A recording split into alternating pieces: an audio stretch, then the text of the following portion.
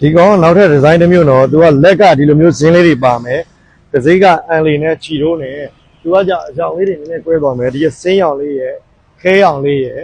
အနက်ရောင်လေးရဲ့သူက၃မျိုးပါမယ်နော်။ဒီကောင်ဒီလိုဒီကောင်ကောလာကိုလည်းဒီလိုထောင်လို့ရတယ်နော်။ထောင်လို့ရတယ်နော်။ထောင်ဝတ်လို့လည်းရတယ်။လဲဝတ်လို့လည်းရတယ်နော်။အဲလို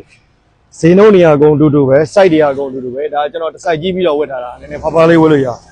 ။အယောင်က3ရောင်ရမယ်အယောင်လေးတွေကျွန်တော်ပြပြမယ်နော်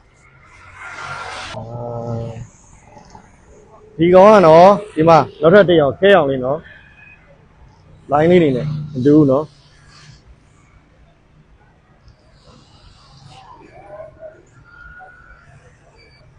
ကဲဒီကောင်လေးကတော့အနက်ရောင်လေးနော်ဒီကောင်တော့ဗာနဲ့ဝဲဝဲလိုက်တယ်ဒီကောင်ကတော့